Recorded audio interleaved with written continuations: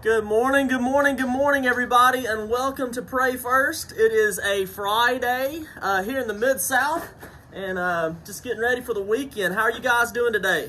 What's happening? Come on in here. Get in here, everybody. We're talking about dreams and destiny and how God has given everyone a dream, and God has given everyone a destiny, and it's from Him. We're bringing all of this out of the life of Joseph. God gave Joseph a dream at 17 years old. Do you remember the wisdom you had at 17 years old? And he had to deal with a pride test. He had a big mouth, a pit test. People didn't like his big mouth. The palace test, God was with him and His presence caused him to be successful. He had to deal with people falsely accusing him, which landed him into a prison test. He gets back into a palace and has to do more palace tests. So between the dream and the destiny, you and I are going to have to take character tests. Because here's the thing. Most people live with a dream in their heart, but they never walk in their destiny because of one word. And you who are Pray First, you know what that one word is. Hashtag it for me. Hashtag, what is the one thing that keeps people from walking in their destiny? The one word. That word is hashtag character. It's character. Most people's character will not support their destiny. So if you're here this morning and you got that finger ready to start hitting some likes and hitting some hearts, I want you to hashtag live if you're here live, hashtag recorded if you're watching recorded. Also, if you would, share it on your timeline. When you share this, it reaches so many more people you would not believe.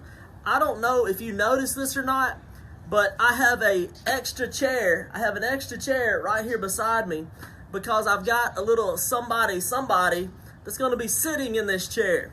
And he's a very, very special guest, but he's more important than a guest to me. He's not a guest to me. He is somebody I love a whole lot. So while we get ready to welcome all of the first-time viewers and welcome each other, I want you to get your hearts and your thumbs and your likes together and welcome come on up here. Welcome my special guest. I want you to welcome my son, Paxton. Paxton, you got to look into that little circle right there and just kind of wave and say hi. Hi. Paxton is very excited to be here this morning. I got him out of bed early and he's joining us. And what you may or may not know, Paxton is on our dream team. He's our media tech guy, one of our team members. And he's here to film today because I'm filming for campuses today, and Pat-Man can do that. So hit the hearts, hit the likes, go crazy out there, and Pat-Man is going to minister to us at the end of this video just by praying us out of here. So we've already talked about how tribulation produces perseverance, and that tribulation is a long trial. Trials produce patience, tribulation produces perseverance. And all of this comes out of Romans chapter 5. Romans chapter 5, verse 3 through 5. Pat-Man, would you read that? Just read it out loud. Romans, that whole area right there. And not only that, but we also glory in tribulations, knowing that tribulations produces perseverance, and perseverance character, and character hope. Now hope does not disappoint, because the love of God has been poured out in our hearts by the Holy Spirit who was given to us. That's exactly right. What Romans chapter 5 is saying right there is the recipe for character, and character supports destiny.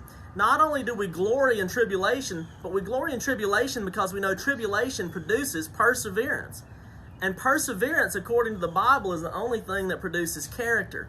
And character brings hope. And there's a lot of hopeless people, so we want to work on the root of that and not just give you something exciting to think about, but something kind of a character that will take you through your times when things aren't so exciting. So tribulation produces perseverance. If you go back in our videos, you can watch that right here on my page. Number 2, perseverance produces character, and character is what supports destiny. And today we're going to talk about the fact that character will produce hope in your life. Character will produce hope in your life. Let's define hope. Let's define character. I think define hope too as something that you look for, something that fuels you, it's something that keeps your heart from being sick, and we'll get to that in a little bit. But character is not only how you act, character is also how you react to something. A person with character is going to try to do the right thing. That's obvious. But a person with character will not only try to do the right thing, a person with character will respond correctly when the wrong thing is done to them. Let me say this again. A person with character will try to do the right thing. But a person with character will also respond correctly when the wrong thing is done to them. Look at the life of Joseph. How many times did he experience the wrong consequences for doing the right thing? He goes out and obeys his father and goes looking for his brothers. His brothers throw him in a pit. He goes out and he does the right thing and becomes second in command in Potiphar's house, and Potiphar's wife falsely accuses him, and he gets thrown into a dungeon, into prison. He goes and does the right thing there, slips up and drops a hint, and he gets 2 more years in prison. Over and over again, we find that in the life of Joseph, he does the right thing and the wrong consequences happen to him. But the thing about Joseph is not only did he try to do the right thing, but when the wrong thing was done to him, he responded correctly. I cannot overemphasize the importance of responding correctly when the wrong thing is done to you. So, a person of good character, we'll say this one more time, will not only try to do the right thing, but they will respond correctly when the wrong thing is done to them. Now, what was the evidence that was used against Joseph, or what was the evidence that was manufactured to prove that Joseph had been mutilated by wild animals? Do y'all remember? Pat-Man, do you know the story of Joseph at all? How his brothers threw him in a pit and took his coat of many colors and poured blood on it and showed the father, Jacob. You ever heard that story? Yes. What was the evidence that his brothers used to say that Joseph had been killed by an animal? They brought back his coat covered in blood, and they told Jacob, "Your son's been murdered." Well, they didn't tell him. Jacob just saw the evidence and said, "My son is surely died. My son is surely dead." Let me ask you a question. Was Joseph actually dead? No. But Jacob believed a lie for 22 years because evidence was shown. Here's the point. Satan is so good at lying to you and so good at lying to me that Satan will produce evidence to support his lies. What was the evidence that Potiphar's wife used to convince Potiphar that Joseph had tried to hurt her? It says that Joseph come in and she tried to seduce him like she had day by day. He turns to run and she grabs his coat and pulls it off of him and has his coat there, shows it to Potiphar and says, "Joseph tried to hurt me." So there's that evidence again. Here's my point. Satan never has new tricks. Satan will use the same thing over and over again to attack you. Now, had I been Joseph, Pat-Man, I don't think I would have ever worn another coat. I would never let anybody catch me anywhere close to another coat. I wouldn't wear a coat in Antarctica in the wintertime, because every time that joker put on a coat, something bad happened to my brother there. So let me ask you this question. Since Satan doesn't have new tricks, and he'll use the same thing over and over again to fabricate evidence against you, let me ask you this. What does Satan keep trapping you with? What does Satan keep tricking you with? What does Satan keep using against you? What is that thing in your life? Is it the internet? Is it addictions? Is it anger? Is it unforgiveness? Is it bitterness? What is that trap that you keep setting for you? Is it gluttony? Is it worry? I mean, all these things that it's like you live in this cycle of that. Is there anything, you don't have to say yes or no. Just tell me if you experience anything like that. Just kind of hit some thumbs. And this is me hitting my thumbs. Pat-Man, you want to throw some thumbs? Just throw some thumbs right there. Show them how to throw some thumbs. Bam, like that right there. No, like that right there. Show them the double thumb. Right there. Bam, like that right there. If you have experienced some of these things in your life. So let's talk about hope. And then I got to close you out for today. And we'll come back tomorrow. But character produces hope. Let me say this again. Character produces hope. And remember, character is not just how you act. It's not just how you try to do right. Character is how you react when the wrong thing has been done to you. So, character produces hope. Proverbs chapter 13, verse 12. Would you read that for us real loud? Proverbs 13, verse 12. Hope deferred, what's the word? That's right. Deferred Yep. makes the heart sick, but when the desire comes, it is a tree of life. Let's read that first line again real loud. Hope deferred makes the heart sick. That's right. Hope deferred makes the heart sick. Have you ever wanted something real bad and you thought you were going to get to do it and then you didn't get to do it?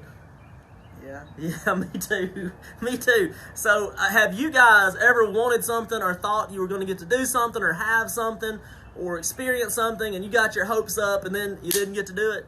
Any of y'all ever experienced that? Hope that is deferred or hope that is moved or hope that keeps moving. Have you ever had a hope that you thought you got so close but it moved and then you got a little closer and it moved and it just seems like hope deferred makes the heart sick. Let me tell you something about Joseph. Joseph's hope had been deferred. Joseph's hope was in his dream. He thought his brothers and his fathers, his family was going to bow down. He's going to have authority. He's going to have all this ability and everybody's going to know him. He's going to have fame. And then he gets thrown in prison. He gets thrown in a pit. He gets falsely accused. He's 13 years in prison. You want to talk about hope deferred. But Joseph's heart evidently wasn't sick or he was dealing with it. Sometimes your heart can get sick, but you have to deal with it. It is the reaction to wrong things happening to you. So we can see that Joseph's heart wasn't sick, Pat-Man, at least into his 11th year in prison because he's still ministering to people. He's still interpreting the dreams of the baker, and he's still interpreting dreams of the butler and not throwing a pity party. I mean, Joseph was not seeing his dreams come true, and he wasn't throwing a pity party. Come here, I gotta say this one second. Joseph was not punked because bad things were happening to him. Joseph was not punked because his own family sold him out. Joseph was not punked because Potiphar's wife sold him out. Joseph was not punked when the butler sold him out. Come here. If you get punked every time somebody does the wrong thing to you and you feel like you did the right thing and you carry offenses on your shoulder and you whine and you pout and you pity and you sit in the bottom of the pit, somebody threw me in the pit. Come here. You need to work on your character. Character supports destiny. Say that out. Say that with me real loud. Character supports destiny. And they're going to say it with us. Y'all get ready to say this with us. 1, 2, 3. Character supports destiny. And character is not just what you do right. It is responding when people do things wrong. So he continues. Now, your hope, and I want to say this before I close. Your hope is not that God will deliver you from your circumstance. Hope deferred makes the heart sick. Your hope is not that God will deliver you from the circumstance. Your hope is that God will walk with you through the circumstance. Yea, though I walk through the valley of the shadow of death. Not that you won't walk through it, but He is with you. His rod and His staff, they comfort you. If your hope is in your circumstances changing, the longer they go without changing, the sicker your heart will become. I want to say that one more time. If your hope is in your circumstances changing, the longer you go and your circumstances do not change, the sicker your heart will be. Our hope is not in our circumstances changing. Our hope is in an unchanging God. And yes, we want to do the right thing, but we also want to respond the right way when we're done wrong. Tomorrow, join us for number 4, Hope Produces... Not tomorrow. I'm sorry. Tomorrow's Saturday. We're not coming here tomorrow, right? No. I'm not planning to. No, we're not. Just no. No. Not going to happen. Hope produces appointments. So if you've had disappointments, let's talk about appointments. That's showing up when you're supposed to be there, ready for what you're supposed to do. Hope produces that. Pat-Man, just pray us out. Just pray that they have a good day, and I'll wrap it up when you get through praying. Go, bud. God, thank you for this day. Let them have a great day. Let it stay very bright. Let everyone Have a good day. In Jesus' name, amen. Amen. Now look here. Everybody tell Pat Man thank you, number one, for joining us today, and thank him for being my videographer in just a few minutes when we do the thing. Hit some hearts, hit some likes for the Pat Man. Hashtag live, hashtag shared. Please share this out. Get this out to people. And join us Monday, not tomorrow. Monday morning at 7 a.m. we'll talk about how hope produces appointments. Bye, guys. See y'all later. I'm going to try to show you the Mississippi DeSoto love sign out there, but the internet might break up, but I just want you to see it, so I'm going to try to take you out there and close from there. Love y'all. Have a good weekend.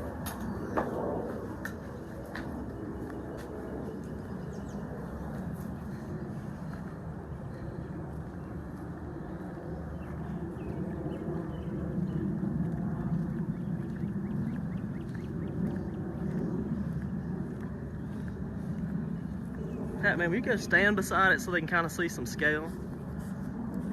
So we have these in front of our churches, our campuses, and it's called the Mississippi DeSoto Love Sign, hashtag DeSoto Love Sign, and it changes with different themes.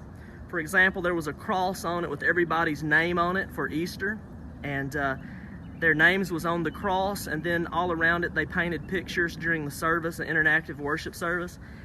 And then it became, I don't know if I could do this in order, it became a baptism love sign. We had a big water drop on it and celebrated baptisms and took pictures in front of it. Mother's Day, it became black and white striped with huge flowers. So it changes out all the time depending on the theme we're talking about. And right now we're just congratulating the class of 2018. Share this out, hashtag class of 2018. Bye everybody. Wave bye, Pat Man.